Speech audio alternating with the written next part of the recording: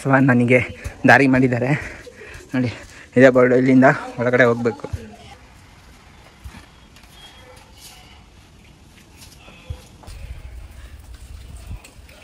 ಈ ಮುಕ್ತಿ ಗಣಪತಿ ಅಂತ ದೇವಸ್ಥಾನ ಇದೆ. ಸೊ ಇಲ್ಲಿ ದರ್ಶನ ಮಾಡೋಣ. ಸುಮಾರು ಮೆಟ್ಲುಗಳನ್ನ ಹತ್ಕೊಂಡು ನಾವು ಈ ದೇವಸ್ಥಾನಕ್ಕೆ ಹೋಗ್ತಾ ಇದ್ದೀವಿ. ಇದು ಪ್ರಪಂಚದಲ್ಲೇ ಹಾಗೂ ತುಂಬ ಎತ್ತರವಾಗಿರುವಂಥ ವೀರಭದ್ರೇಶ್ವರ ಮೂರ್ತಿಯನ್ನು ಇಲ್ಲಿ ನೋಡಬಹುದಾಗಿದೆ. ವೀರಭದ್ರೇಶ್ವರ ಸ್ವಾಮಿ ಕೈಯಲ್ಲಿ ಹಲವಾರು ಆಯುಧಗಳನ್ನು ನೋಡಬಹುದಾಗಿದೆ ಹಾಗೂ ಅವರ ಪತ್ನಿ ಭದ್ರಕಾಳಿ ಅಮ್ಮನವರನ್ನು ಕೂಡ ಇಲ್ಲಿ ನಾವು ನೋಡಬಹುದಾಗಿದೆ. ಗೈಸ್, ನಾವು ಮೆಜೆಸ್ಟಿಕ್ಕಿಂದ ಇದೇ ಬಸ್ಸಲ್ಲಿ ಟ್ರಾವೆಲ್ ಮಾಡ್ಕೊಂಡು ಬಂದಿದ್ದು. ಸಖತ್ ಫಾಸ್ಟು, ವೇಗದೂತ. ಸೊ ಇಲ್ಲಿ ಇಳ್ಕೊಂಡು 20 ರೂಪಾಯಿ ಆಟೋದಲ್ಲಿ ಕೊಟ್ಬಿಟ್ಟು ಹೋಗ್ತಾ ಇದ್ದೀವಿ. ಟ್ರೈನ್ ವ್ಯೂ, ಬೆಟ್ಟ ಗುಡ್ಡ ಎಲ್ಲ ಸಖತ್ತಾಗಿ ಕಾಣಿಸ್ತಾ ಇತ್ತು. ಜರ್ನಿ ಮಾತ್ರ ಸೂಪರ್ ಆಗಿದೆ. ಬನ್ನಿ ಹೋಗೋಣ, ನೋಡ್ಕೊಂಡು ಬರೋಣ. Welcome back to the new video. ಇವಾಗ ಎಲ್ಲಿದ್ದೀನಿ ಅಪ್ಪ ಅಂತಂದರೆ ದಾಬಸ್ಪೇಟೆ ಹಾಗೂ ತುಮಕೂರ್ಗೆ ಹೋಗೋ ಹೈವೇ ರೋಡಲ್ಲಿದ್ದೀನಿ. ಸೊ ನಮ್ಮ ಫ್ರೆಂಡ್ ಬಂದಿದ್ದಾನೆ, ಇವನು ನಮ್ಮ ಸಬ್ಸ್ಕ್ರೈಬರು. ದೇವಸ್ಥಾನ ತೋರ್ಸಕ್ಕೆ ಬಂದಿದ್ದೀನಿ. ಅರೌಂಡು ಬೆಂಗಳೂರಿಂದ 80 ಕಿಲೋಮೀಟ್ರು ಟ್ರಾವೆಲ್ ಮಾಡ್ಕೊಂಡು ಬಂದಿದ್ದೀವಿ. ಸೊ ಇಲ್ಲಿಂದ ಬೋರ್ಡ್ ತೋರಿಸ್ತೀನಿ. ಇಲ್ಲಿಂದ ಒಳಗಡೆ 1 ಕಿಲೋಮೀಟ್ರು ವಾಕ್ ಮಾಡ್ಕೊಂಡು ಹೋಗಬೇಕು.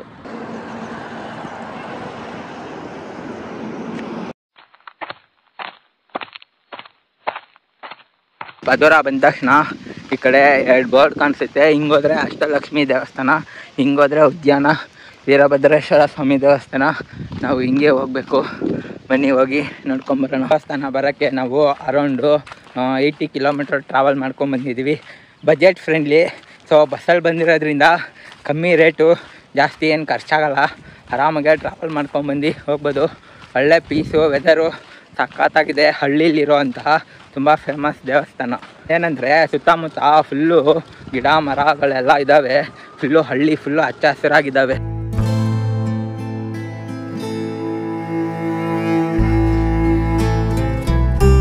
ಫುಲ್ಲು ವಿಶಾಲವಾದ ಪಾರ್ಕಿಂಗ್ ಜಾಗ ಇದೆ ನೋಡಿ.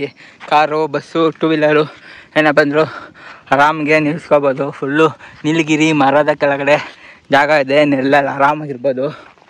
ಈ ಬೋರ್ಡ್ ಕಾಣಿಸ್ತಿದೆಯಲ್ಲ, ಇದೇ ಮೇನ್ ಬೋರ್ಡು. ದೇವಸ್ಥಾನ ಹೆಸರು ಬರೆದಿದ್ದಾರೆ. ಇಲ್ಲಿಂದ ಮೇಲೆ ಹೋಗಬೇಕು, ಮೆಟ್ಲು ಹತ್ಕೊಂಡು. ಸೊ ಹೋಗಿ ದೇವಸ್ಥಾನ ನೋಡ್ಕೊಂಡು ದರ್ಶನ ಮಾಡ್ಕೊಂಡು ಬರೋಣ.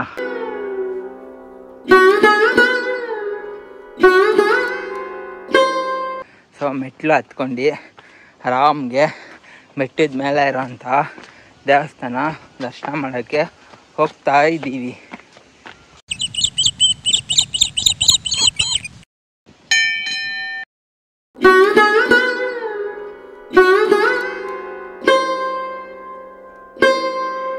ಮುಕ್ತಿ ಗಣಪತಿ ಅಂತ ದೇವಸ್ಥಾನ ಇದೆ. ಸೊ ಇಲ್ಲಿ ದರ್ಶನ ಮಾಡೋಣ.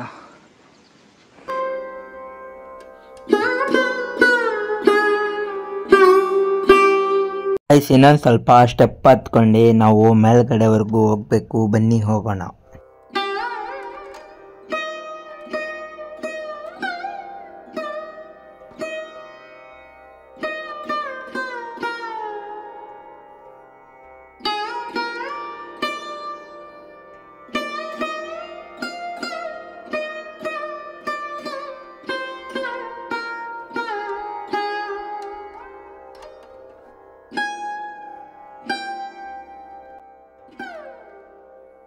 ದೇವಸ್ಥಾನ ಒಳಗಡೆ ಬಂದ ತಕ್ಷಣ ವೀರಭದ್ರೇಶ್ವರ ಸ್ವಾಮಿ ಎದುರಿಗೆ ಶ್ರೀ ನಂದಿ ಅವರ ಮೂರ್ತಿಯನ್ನು ನೋಡಬಹುದಾಗಿದೆ.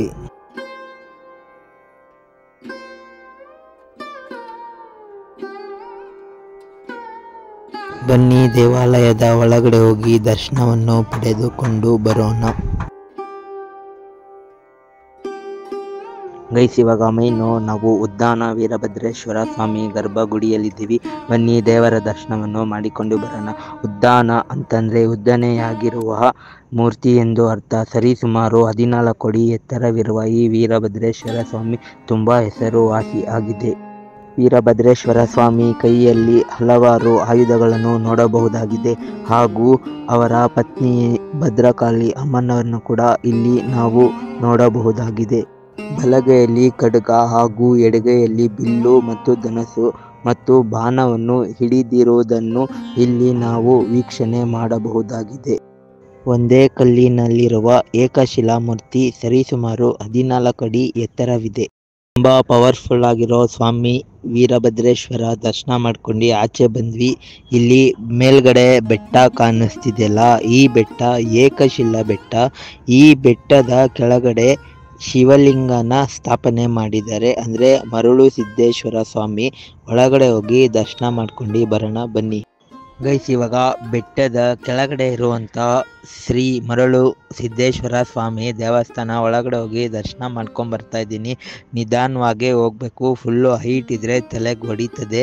ಆರಾಮಾಗೆ ಬಕ್ಕೊಂಡು ಒಳಗಡೆ ಹೋಗಿ ದರ್ಶನ ಮಾಡ್ಕೊಂಡು ಬರೋಣ ಬನ್ನಿ. ತುಂಬ ಅದ್ಭುತವಾಗಿರುವಂಥ ಪ್ಲೇಸು, ತುಂಬ ಮನಸ್ಸಿಗೆ ನೆಮ್ಮದಿಯನ್ನು ಸಿಗುವಂತಹ ಜಾಗ ಅಂತಲೇ ಹೇಳ್ಬೋದು.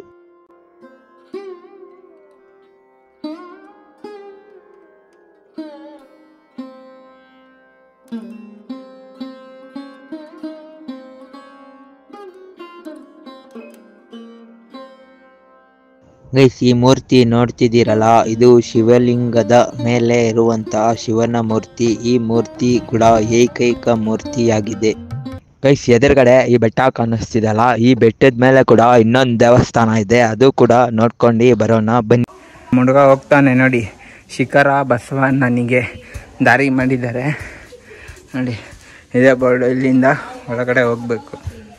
ಶಿಖರದ ಮೇಲೆ ಇರುವಂತಹ ಬಸವಣ್ಣನ ದೇವಸ್ಥಾನಕ್ಕೆ ಹೋಗ್ತಾ ಇದ್ದೀವಿ. ಇದು ಬೆಟ್ಟದ ಕೆಳಗಡೆಯಿಂದ ಹೋಗುವ ಹಾದಿ ತುಂಬ ಸಖತ್ತಾಗಿದೆ ಹಾಗೂ ಅಡ್ವೆಂಚರ್ ಆಗಿದೆ ಗೈಸ್. ಒಂಚೂರು ಏನಾದರೂ ತಲೆ ಎತ್ಬಿಟ್ರೆ ಪಕ್ಕಾ ಹೊಡ್ಕೊಂಡ್ಬಿಡ್ತೀವಿ. ನಿಧಾನವಾಗಿ ಬಕ್ಕೊಂಡು ಆರಾಮವಾಗಿ ಹೋಗ್ಬೇಕು.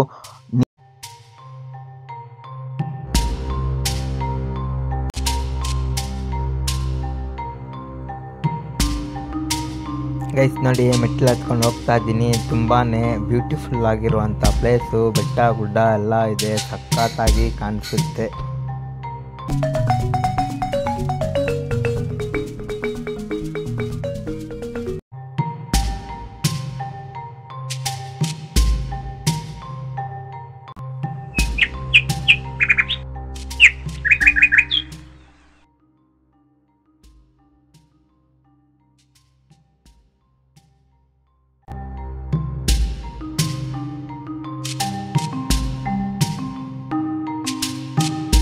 ಮೇಲೆ ಇರುವಂತಹ ಬಸವಣ್ಣನ ದೇವಸ್ಥಾನ, ಅದನ್ನು ಕೂಡ ದರ್ಶನ ಮಾಡ್ಕೊಂಡು ಹೋಗೋಣ. ಸೊ ಕೋತಿಗಳು ತುಂಬ ಇರ್ತವೆ, ಹುಷಾರಾಗಿ ಬನ್ನಿ. ಊಟ ತಿಂಡಿ ಏನಾದ್ರೆ ಪಟ್ ಅಂತ ಅಟ್ಯಾಕ್ ಮಾಡಿಬಿಡುತ್ತೆ.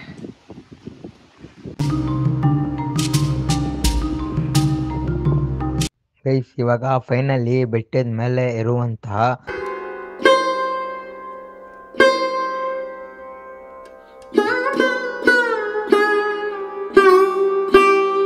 ಬಸವಣ್ಣನ ದೇವಸ್ಥಾನಕ್ಕೆ ಬಂದ್ವಿ. ನೋಡಿ, ಗೋಪುರ ಎಲ್ಲ ಕಾಣಿಸ್ತಾ ಇದೆ. ಕೆಳಗಡೆಯಿಂದ ಬೆಟ್ಟದ ಮೇಲೆ ಬಂದಿದ್ದೀವಿ. ಇಲ್ಲಿ ಕೂಡ ಒಂದು ಬಸವಣ್ಣನ ಮಾಡಿದ್ದಾರೆ. ಇದು ಶಿಖರದ ಮೇಲೆ, ಅಂದರೆ ಬೆಟ್ಟದ ಮೇಲೆ ಇರುವಂಥ ಬಸವಣ್ಣ.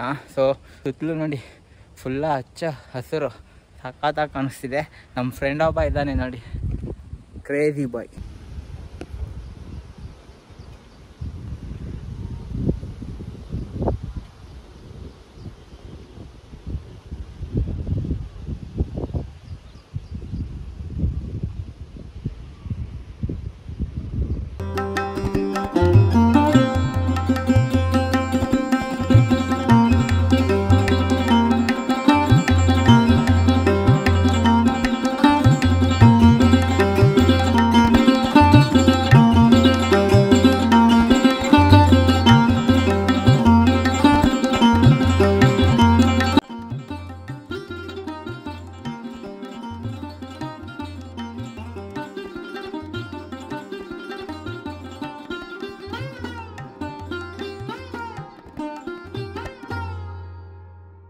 ದರ್ಶನ ಮಾಡ್ಕೊಂಡು ಆಚೆ ಬಂದ್ವಿ. ತುಂಬ ಅದ್ಭುತವಾಗಿರುವಂತಹ ದೇವಸ್ಥಾನ ಹಾಗೂ ಸುತ್ತಲೂ ಪ್ರಕೃತಿಯ ಒಂದು ಸುಂದರ ನೋಟ. ಹಾಗೂ ನೀವು ನೋಡ್ತಿದ್ದೀರಲ್ಲ ಆ ಕೆರೆ ಪಕ್ಕದಲ್ಲೇ ಒಂದು ದೇವಸ್ಥಾನ ಇದೆ, ಕೋಡಿ ಸಿದ್ದೇಶ್ವರ ಸ್ವಾಮಿ ದೇವಸ್ಥಾನ.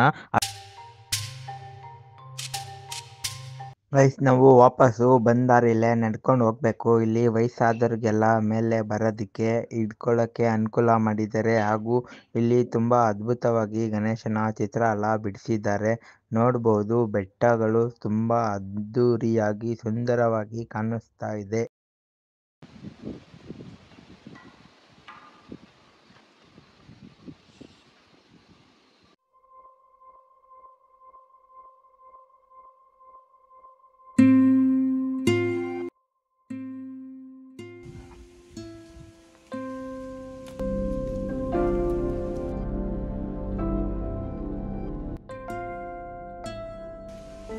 ಗೈಸ್ ನಮ್ಮ ಹುಡುಗ ನೋಡಿ ಕೆಳಗಡೆ ನಡ್ಕೊಂಡು ಹೋಗ್ತಿದ್ದಾನೆ.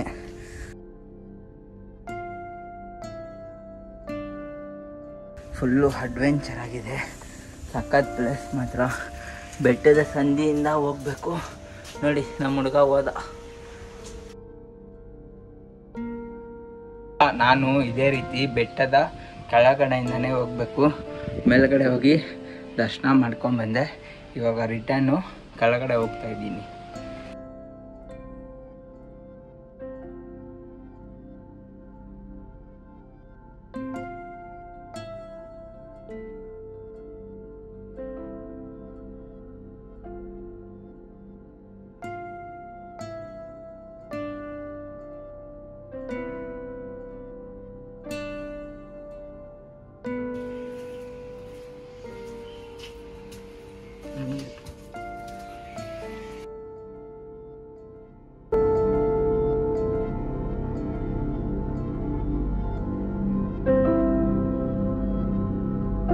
ನೋಡಿ ಮೆಟ್ಲೆಲ್ಲ ಕಲರ್ಫುಲ್ಲಾಗಿ ಮಾಡಿ ಹಂಚೆಲ್ಲ ಹಾಕಿದ್ದಾರೆ. ಸೊ ಮಳೆ ಬಂದರೆ ಆರಾಮಾಗಿ ನಡ್ಕೊಂಡು ಹೋಗ್ಬೋದು, ಏನೂ ಕಷ್ಟ ಆಗಲ್ಲ. ಆ ಕಡೆ ಈ ಕಡೆ ಫುಲ್ಲು ಗಿಡ ಮರಗಳು, ಒಳ್ಳೆ ಸೀನ್ರಿ ಕೂಡ ಸಖತ್ತಾಗಿ ಕಾಣಿಸುತ್ತೆ. ಇಲ್ಲಿ ಕೂಡ ತುಂಬ ಕೋತಿಗಳಿದ್ದಾವೆ, ನೋಡಿ ತೋರಿಸ್ತೀನಿ.